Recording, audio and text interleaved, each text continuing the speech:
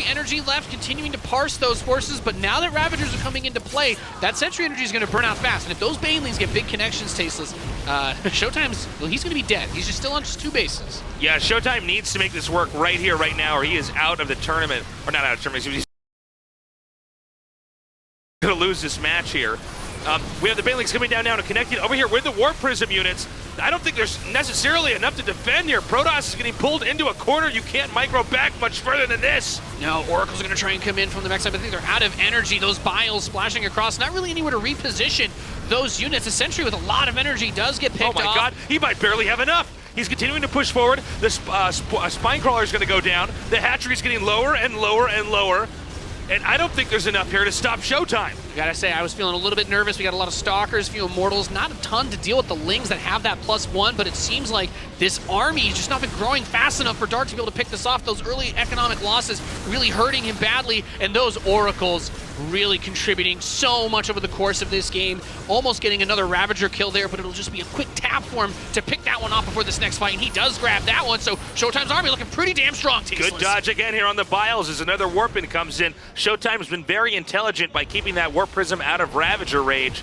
And now I think he might even go up into the second or attack that 4th base, which is now his 3rd base, just to the lower left side of our screenshot here. I mean, this is a paltry Zerg army that we're looking at, Tasteless, and that 3rd base actually going up and fighting that's really nice. It's fully saturated on the mineral count, so it is very heavily supporting the economy of Dark in this situation. He cannot allow this army to go up there. He'll have to come out and try and fight against this, but one thing you pointed out, very excellent control of that War Prism with keeping it alive. He's actually going to queue up another one to send over. Get the Roddy Prism, have your backup ready. Redundancy, redundancy, redundancy, Tasteless. He takes out the Hatchery right there. I think this is almost to the point of no return. Dark, his drones... Those are some sad drones, Tasteless. Yeah, his drones are now marooned out on the map, unable to get back home and continue mining. A push comes forward. Now it's hard to not be absorbing a lot of corrosive biles here as you try to push up this ramp, but I think there's just so much here from Showtime, it does not matter. And again, this was an impromptu 2-base attack. This was forced by Dark here because those Lings and Banelings denied the 3rd base. And Showtime has proven that he can intuit how to do a timing attack after he has lost a 3rd, and it appears this should be beating Dark in this game. Big shout out to the Oracles coming in to help during this engagement. The drones are being pulled off the line, Tasteless, to try and stop Showtime, but he will not be defeated, and we are going to game number 5. GG. So sick. This is such a good series. What a treat. I thought this was going to be the one series that, frankly, might be very one-sided, might be very short. Not the case. And Showtime knows exactly what he just pulled off there. Oh, that was awesome. You think about the way that the last 2 games played out. He's able to do this macro thing. He gets up to his 3 bases, and then he just drowns in the blood of Swarm Host, dropping those locusts all over him. And that could be one of those things that really mentally breaks you. You're like, oh my god, this is it. It's going to be 3-1. Like, how am I supposed to deal with this if this comes again? No, he makes the adjustment for the map. He picks up every single thing that he needs, and, well, he's able to force that final map to decide who is going to go to the winner's match. Guys, this could be it for Dark. It's 2-2 right now. Showtime. In a moment where he was basically overshadowed by almost all the other players, is now tied up with the #1 ranked WCS Korean player. It's all going to come down to this game right here, right now. Dark versus Showtime, and our last match of the day starts now.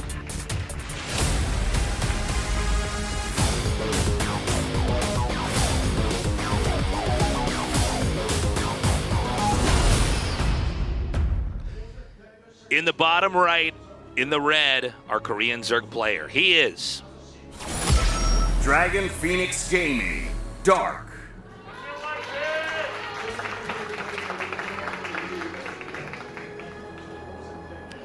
And in the upper left, in the blue, our German Protoss player. He is Makers, Showtime. So let's remember here, WCS points are obviously not a bad metric for who's where. Of course, it does show us, how the course of the year went for that player. But Showtime said some very wise words before the series started. He said, what's most important is I just got to this part of the tournament, because now I just got to win and move on. Now, obviously, nobody's going to be moving on to the next phase of the tournament yet. Nobody's going to be eliminated yet. But this is a very scary moment here for Dark if he loses this. Dark was really supposed to 3-0 or maybe 3-1 this player. Yeah, and the fact that he's not, and we're tied up 2-2 with games looking like this. Whoa, crazy build. Yeah, what's with the? He's got quite an early forge over here. Yes. Now yes. he had made this comment at Bref. He's like, I've actually had a little bit of success with cannons. I'm like, oh goodness, Showtime, cannons. Cannons. Oh my god. But those are buildings. He's gonna build buildings in his opponent's base. I thought cannons were defending. And this isn't. Maybe defending your attack. I'm just saying, with that cybernetic score finishing up too, I mean, things could get absolutely my wild, God. right? I mean, you've got cannons, but Tasteless, it's not like we have never seen someone proxy a robotics facility as well. Yeah. So this could also just be to stunt the economy as hard as possible, and then he goes back into it back home. But Showtime wants to take control of this game, and he's saying, look, I'm going to do an opener that you have to respond to. Whatever is going to happen, whether this does a ton of damage or not, you are going to be playing my game. Yes, this is no longer about whatever Dark's big vision of this matchup in this series is going to be. It's now all about Showtime's attack and whether or not it can be held off. And we do have one queen that is edged out of cannon range and is now going to set up more creep tumors over here. The queen on the main, as well as a spine crawler, has actually advanced forward. Now the probe was killed, which means these cannons are unable entirely and totally to see up onto the high ground, and therefore the queen and the spine crawler could just start to tear them apart. It looks like he was trying to keep a pylon at the last second there too to maintain a little bit of the vision and buy some more time for those cannons, but that probe being picked off, of course, that is the opener of rifts. Okay, this seems like it backfired pretty heavily here.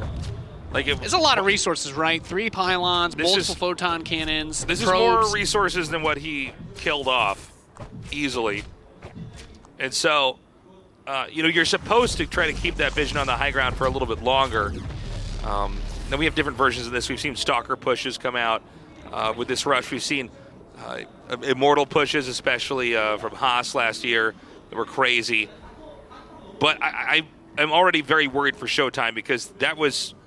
Yeah. He did force the spines to be built, which you normally wouldn't go for super fast. Sure. But I think what I actually really like from Dark is he's saying, well, I had to build these spines and a couple of these units, but I'm actually just going to go for a crazy fast layer. And Showtime is building a Void Ray. So, I mean, his goal was to make this game weird. He has succeeded, Tasteless. We are in the territory of weird. Yeah, so I mean, there's definitely some value to having that, of course. Nidus. Okay. Well, here we go. Suddenly, I actually think this Void Ray might be like a 3,000 IQ play. Yeah. If you want sustained damage against armored, which Nidus Worms, by the way, happen to be armored. If he can be aware of it, if he can get on top of that, this actually could work out really nicely for him, because if he goes straight for an Oracle first, he may not actually have enough energy to deal with him just building multiple Nidus Worms at a time up the front. Because with those Spine Crawlers in the Queens, this is a Nidus you want to be in the main. You cannot move those Spine Crawlers through Nidus networks. Yeah, good thing to point out there, Nathanius, is that, the Nidus has to be here. It looks like already Showtime seems to... Maybe he's got a read on him. There it is. It's on the way. There it is. Okay, it's going to be actually outside here. He doesn't see it, which is unfortunate. But the Void Ray would still be nice for trying to push back the spines if it comes to it. But that does mean he's going to be less likely to worry about the Nidus in the main. But like I said, it's that Nidus up the front. The Queens are here. The Spine Crawlers are going to arrive just in time. Yeah, and those spines really parlay nicely into this build order. Because the spines can be put down there, this becomes much more of a headache and a much more difficult position here for the Protoss to take the fight at. By the way, the lack of surface area here is going to be very uncomfortable for Showtime. There's not a lot of room to maneuver here. Yeah, it's all about the Queens. They are what is going to prevent this Void Ray from just at least killing the Nidus and pushing everything else back. So he's going to jump on top of it immediately with both Oracles. Shield Battery helping, micros the Queen inside of the Nidus and pulls it back out. He's doing a little bit of that pickup micro that we were talking about, except with that Nidus network, that Void Ray, you cannot lose that Void Ray. That Nidus is a War Prism right now being microed. The Void Ray has been turned on. It's taking more and more damage, though. The hull at about a half HP. Meanwhile, there is a Nidus coming into the main. That could be absolutely devastating. All the units up here at the front. He's like, all right, cool. Yeah, have fun. Kill the Spine Crawlers. It's all good. The Lings are about to be flooding into that main my base. God. The probes are on the run, Tasteless. Surrounding this Nexus, and I don't see anything over here to defend. 3 more Queens coming up. The Voidway scrambling to try to help keep this alive. The Nexus now only with HP remaining. And that Oracle running out of energy, taking damage. Those Queens have so much range to push these air units off of protecting the ground army. And another Nidus Network finishes. He's got his back up, and Showtime is being overwhelmed here in game number 5. We have more Lings coming out right now, and it looks like Showtime is going to ditch the main. Meanwhile, the Spine has been positioned to hit the gateway outside. He's bringing everything. All the probes are going to come. 37 of workers with these Stalkers, with that Void Ray. He cannot lose that Void Ray, pulling it back once more, but Lings flooding into the Nidus and out into the base of Showtime. Those Queens do have energy for transfuses to help keep this alive. That worker lead Showtime had is gone. The Void Ray is dead. The Oracle has no energy to contribute to this defense, Tasteless. The Queens do get chased out, though. The Rush is starting to lose momentum. We have another attack coming up here at the entrance. That's fine. He had to do it to him. He had to do it to him, Tasteless. Spine Crawler right in the front of his face, picking off and dealing damage to these units, the shield batteries, burning through that energy, trying to stop this. Now, keep in mind, of course, Showtime with those, he didn't lose the main base, so there is a lot to be said for that. Yeah, had he lost the main base, I think we'd be close to checkmate here for Showtime, but the fact that that is still alive, he still has 2 more gases to mine from. There is another Nidus, though, that's going to pop up actually behind the minerals in the main. Yeah, and this is what makes it so difficult, too, because he has a few Zealots in his main base that were kind of dancing around, but they did not immediately get to that Nidus, and it finishes up. And actually really like to contaminate on the Nexus. He's like, oh yeah, you're losing your workers. Have fun trying to replace those. You can't even build anymore. He's continuing to spill through here. That Nexus very low. We go back into the main. It is just barely, I think, going to get saved. Hold on, more Zealots and Stalkers are coming up. He's trying to get into there, the point where he can hit these Queens and chase them back through the Nidus. And he's getting some work done over here, so the Queens push back. He gets another one of them before it's able to run away. Oh, he's the so Nexus good. is still up. This Kind is of so awkward, crazy. too. Can't Guys, wall with buildings in the natural either, Zerg by the does way. not even have workers mining at his third base, okay? I mean, Protoss can hold on to this. Protoss can very realistically bounce back. I'm not going to lie, I thought he had almost reached that point of no return, but there we go. His units on patrol in that main base, going to shut down the next Nidus network. So Showtime, he's not going down without a fight, and he is starting to recover. Oh my that worker God. count, Tasteless, it's very, very important to keep in mind. He has not lost too much to try and find a way to pull this game back. This map is now Nidus free. Will Showtime try to do a timing attack, or is he going to try to slow down and rebuild and recuperate? Because Dark, having sacrificed the opportunity to have so many drones this game because of that attack, he's going to have to choose if he wants to try to make that again. So far, it looks like he just wants to try to do another attack timing. Yeah, there's some really tricky parts about this. You kind of want to get across the map because you know that they've been investing so much that the only way for Dark to follow this up, he'd have to build drones at home, right? So Right. You're trying to do that. But the creep spread, you don't have a detection. He Very has to good build. point. He has to build an observer, and even if you had an Oracle, one Revelation won't cover all of that. So you can't take your third base because it's covered in creep. You can't wall off your natural and go for an all-in because it's covered in creep. So all you can do is build a robotics facility and, well, try to take a base that's really hard to take and have your probe killed. Yeah, what an interesting situation this is here for the Protoss. Now, Protoss is basically stopped everything. This army is not fast, so it's kind of hard to move across the map, you know. And he sees it, too. The creep idea is also very important. What Nathanius was pointing out is that, yeah, the third is not acquirable until that creep is cleaned up, and we need to have observers out for that to happen. Yeah, it's a really unfortunate position that you at the end of this attack, and it just shows like how smart of Dark it was to build that creep tumor line also so far back, because it wasn't just good for the spine crawlers, of course, but you're just making the Protoss' life miserable, and you're also inviting them to try and all-in you off of 2 bases. Say, yeah, well, you can't take your third, you should just push me while I build up and get ready for that attack. So Hallucinated Phoenix Scout goes out. It's like, okay, the Zerg is on 3 bases. There are roaches coming out. Roach speed is done, right? That lair was very early. That was easy to get. So you get the Observer, and you just have to go straight into Immortals. So the 4th base is being taken here for Dark as things begin to slow down after a very hectic opening here. I actually thought Dark was going to kill him. When we saw the I certainly Nexus, thought when he had to pull the probes that it was going to be all ogre. There's a Nexus at 20 HP. I thought, no way. No way is they're going to let that stay. But Showtime was just on top of defending in every possible location, getting out in front of it and denying it. And nicely done. So worker count What a now. game. It's so insane. The series has been so good.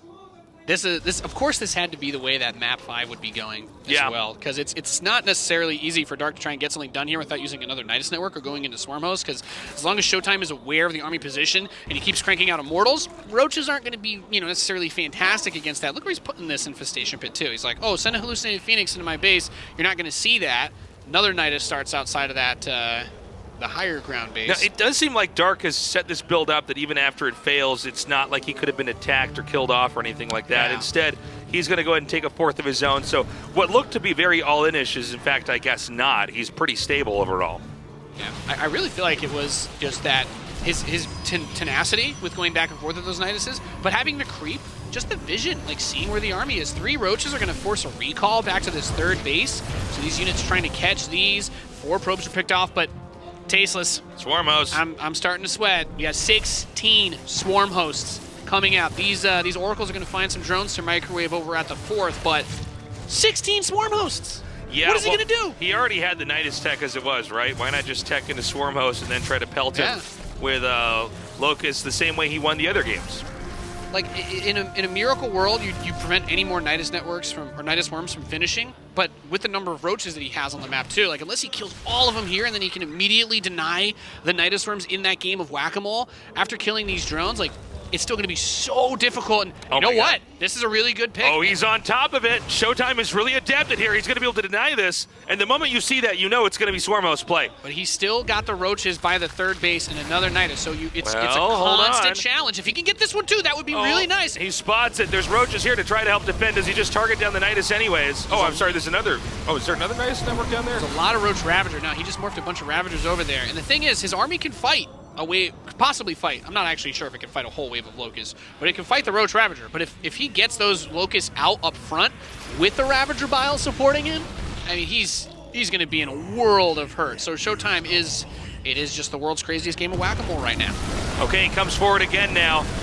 In this engagement, the Locusts are going to have to be used in a defensive way instead of trying to hammer onto the third base. Yeah, that is quite nice. That's the other side effect of pushing it like this is that, yes, you can build that Nidus from really far back, but the Locusts do have a timed life, so it gives you a little bit more opportunity as Showtime to withstand that attack, and he doesn't lose quite as much as he had in the previous matches here. Oracles are able to get on top of some of the expensive units like those Ravagers, also very nice, and denies another Nidus network. Yeah, it just seems like Showtime is managing to push this away further and furthermore. So many more Roaches and Ravagers masked up, but he did not invest in a tech that's very easy to utilize in the late game. If these Swarm Hosts get cornered and killed off, it's going to be very bad for Dark. Yeah, I mean, the big thing is you're trying to catch these little squads that are looking for those Niduses, but great control with the War Prism, pulling those units back, doing his best to keep his army alive. As long as the Locusts aren't able to get a big wave onto your bases, kind of blindside you, the army can do some work, but ideally, with so much supply invested into those Swarm Hosts, like you can't build any more actual army units. If you could deal with the wave or shut it down and deny it very nicely and try to make a swift counterattack, that could be really sweet. Getting some Archons out now. Great juggling with the War Prism, too. Okay, those Swarm Hosts going to do a lot of damage, but as the dust settles, a lot of Archons, a lot of Immortals, and these Oracles doing so much damage to the Ravagers. Yeah. And as time passes, Dark's army seems to be getting less and less sophisticated as Protoss is just comfortably teching up after defending all of these attacks from the Nidus networks. So much supply is invested into those Swarm Hosts. They have to do something huge, or this army coming over. You have to ask yourself, he's got a Nidus going up on the top side, but if this army comes down to his base, he's going to need everything to throw at him to defend this attack. Like, just Roaches aren't going to do it. With this many Immortals and Archons, you are not defending this without using that wave of Locusts. And this is just a 4-base Zerg, which is about to be matched by the 4-base Protoss as the lower left is being taken. The attack comes in here, but if you can push through one wave of Locusts, you're going to tear down the majority of the Zerg's army. And he actually baits. We see I don't think that was all the Swarm Hosts, but he gets quite a few. It's all of them. That might be all of them. Yeah, that's so a lot. at this point, he pulled back at the perfect timing as these Locusts are going to start to time out, and then you make that push. Yeah. You've got yourself about a 20-second window to try and hit this base and fight this army. Those are Hydralisks, but the range upgrade still just a couple seconds away from finishing. That +1 attack is not done yet either, and you've got +2 Charge Lot Immortal Archon crashing down onto the base of Dark. Showtime continuing to push up here. He may be trying to go for this base at the very center right. He's got a very good angle here. These Archons out here in the front. The drones, no easy way to keep them defended. And then he's getting what he wants. He's able to get onto those workers on that base. Now the next wave of Locusts is going to come. He had a choke point to try and use those force fields to keep the army away. Will have to retreat from the Locust, but I will say the nice thing about this for Showtime is you're keeping the fight on the other side of the field. It's not this game where you're defending and constantly bleeding stuff out. He was able to secure another expansion on the bottom left. Of course, I hear the words of a famous Frenchman echoing in my mind, tasteless. The Supply. The supply. Supply. It's quite a seesawing match here. Again, the Nidus comes up. This time the target is going to be the 4th base, which is very fresh, right over here. Yeah.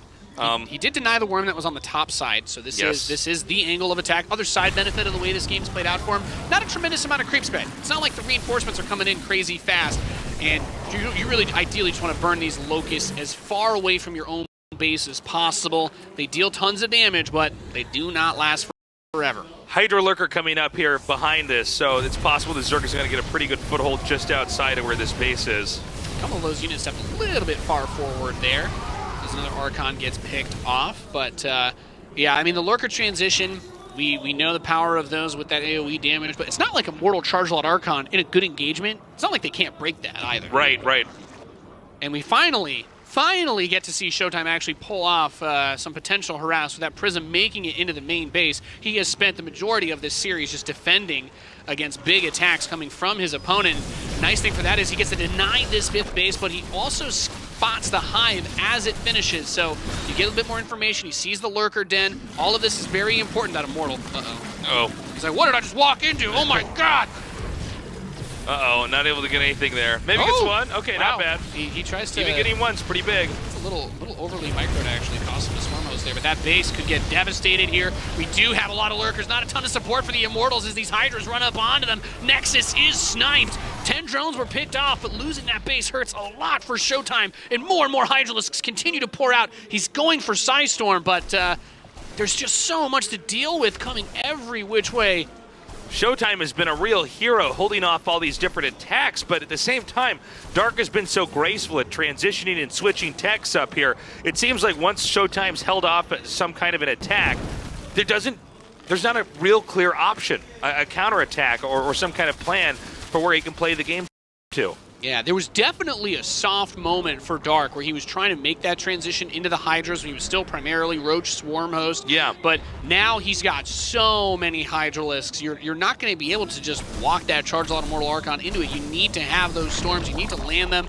Of course, the Storms are going to still have value at trying to push back like maybe a wave of Locusts, but their energy is something that's going to be kept in concern. The Swart Prism is really the big thing that he has. It's like, okay, well, get some Vipers or something so that I don't have these big Warpids inside your base.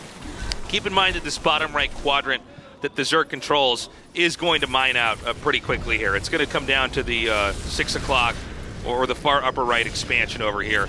But at the same time, there's not a lot of bases here for Protoss. Protoss just barely is on 4 bases after rebuilding here. Yeah, and we see the Nexus is close to finishing. A couple of those Storms did get used against, and I think that might have been the Prism picked off there. So it gets a Revelation. Nice thing about having that Stargate from the start of this game. Can't you believe this was like Cannon Rush into Nidus counterattack? Oh gosh, yeah, I almost forgot on some level. And I'm like, man, hell of a game we've had as we cross the 20-minute mark, plus 3 missile weapons on the way for Dark. And actually a couple of these Lurkers caught off guard, gets a pick off there. I believe Adaptive Talons has finished, so those Lurkers are going to burrow real quick.